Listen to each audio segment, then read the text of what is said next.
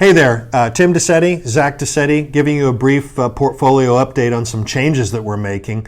Most of you receiving this video via email today are aware that 2 years ago in March of 2020, we purchased a structured note that was underwritten by JP Morgan.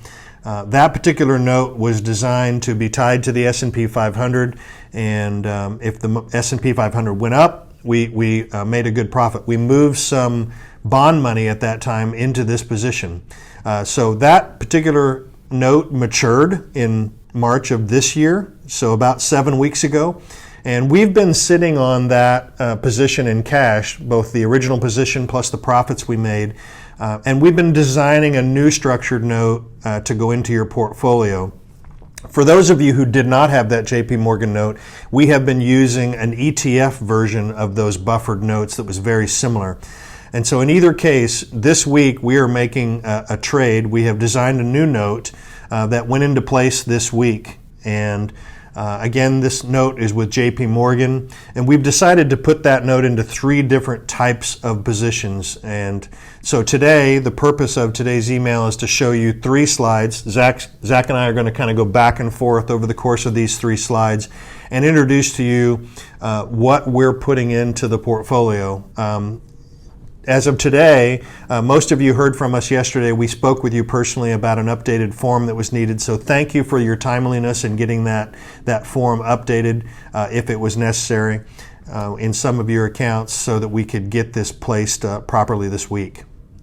Did I miss anything? Is there anything that maybe you would add to that overall description? No, the only thing I would add is that these are pretty complex notes. Some of them, like the previous JP Morgan, is pretty straightforward. We're going to do as best as we can to kind of explain these over video today, but as always, in your next portfolio review, we'd be glad to go as far in depth. To kind of talk about some of the how the product works under the hood. So like you said, we'll bounce back and forth here. We have 3 slides to show you.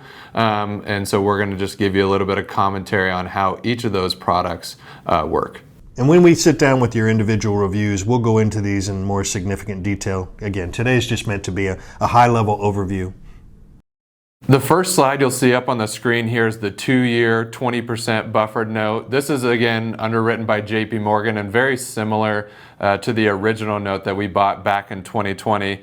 As most of you are aware, we have a capped upside, and for that capped upside we get a downside protection. So in this instance, the recent note that we bought gives us a 20% buffered downside with a cap of 21.25% on the upside. So the blue line that you see there, if the market were to move higher from where we bought it today, past that 21.25% cap, we would obviously be capped at that point.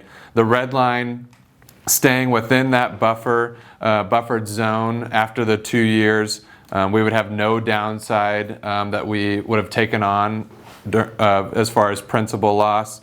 And then the green line there, we can see that the market would sell off past 20% from where we bought it. So that is where, after the 20% mark, you would then start taking on a 1-for-1 loss after that point. Anything to add on the buffered note? Well, again, those are tied to the average of the small cap value and the small cap growth indexes. Yeah, great point. Thank you. And the reason we did that is because we really see that the maximum potential upside really lies within some of the small cap areas, especially value. And we've been tilting the overall portfolio that way for some time now, but we just have a little bit more confidence in this index versus some of the larger indexes like the NASDAQ or the S&P or things like that. Yeah, the last note we did 2 years ago was the S&P 500. And again, that did really well over the last 2 years. We're starting to see the S&P 500 pull back more. So it made more sense for us to tie this particular note to those 2 small cap indexes we talked about. And that actually transitioned us to the next slide, which we are because we're not as optimistic about the S&P 500, we've actually structured 2 yield notes that pay us a quarterly yield or a quarterly distribution. You could call it a dividend, I guess, of sorts. But it's designed to pay out each particular quarter predictably over the next 2 years, so 8 quarters, and it actually functions really well if the S&P 500 does not go up. Right. Yeah. I mean, the point of this position is to capture any sideways movement or, kind of this short-term volatility or a range that we think we might trade into. So on your screen here, you'll notice that this is the 2-year note with a 20% buffer. So you can see each quarter we're going to look at the price of where we bought it to where it is now. If it trades between the black line or where we bought it in that downward range, we're going to get a coupon each quarter as long as it trades within that range. So the first 2 blue dots, you can see we received a 1.75% coupon because on an annual basis we get 7% coupon rate. So again, this is a 2-year product, so our potential return is 14%. Now we have to trade within that range to get that on a maximum basis. For example, the starting point on this slide, as we sit today, the S&P 500 is trading right below 4,000. So in the first quarter there, we get to the end of 3 months from basically today, and if the market is down to 3,900 or 3,800, that's just a few percentage points down. That would be within the 20% buffer, so you're going to get paid that quarterly dividend. At the end of Q3, you see that the blue line has fallen below that red 20% buffer. That doesn't mean that we take on the downside risk at that point. That just means for that 1 quarter that we're going to miss that coupon payment. You see in the next quarter there that we're back within that range, and so we will continue getting that distribution or that dividend, that coupon for that quarter. And that's a pretty extreme. The market, the S&P 500 is down considerably year to date. It's down, the highs were sometime around November, so it's down considerably. For it to move another 20% down, which it can, that's another 800 points roughly on the S&P 500. So we feel like it's going to be pretty predictable that we should be able to clip a number of these coupons. Hopefully we clip them all. If we clip them all, then we make 7% in coupons per year for the next 2 years, or a total of 14%. And then again, at the end of the game, if the market is down this full 20% or more 2 years from now, the loss of principal will be what you have lost in excess of that 20% decline in the S&P 500. So It could be 5%, it could be 10%. And it'll just be offset, by the coupons we clipped along the way as well. Right. So that'll kind of give us the ammunition to then, if we want to reissue one of these notes or if we want to go back into the market, we should have some displacement for how much the market is actually down at that point. Yeah, we certainly don't want that to happen, but if it does happen, we kind of know what to do. If that would mean that stocks are down more than 34% from where they are today. That would be a pretty substantial decline to actually dip into both your principal and the coupons that you've earned over this time frame. And so that's probably a good time to transition to the next slide. Again, today's meant to be high level. We'll talk more detail about this when you come in and we meet with you on our regular reviews. But this particular note is a little bit different. It's got the same 20%, but instead of a buffer where we're kind of insulated for the 20%, it's a barrier note. You want to describe that, Zach?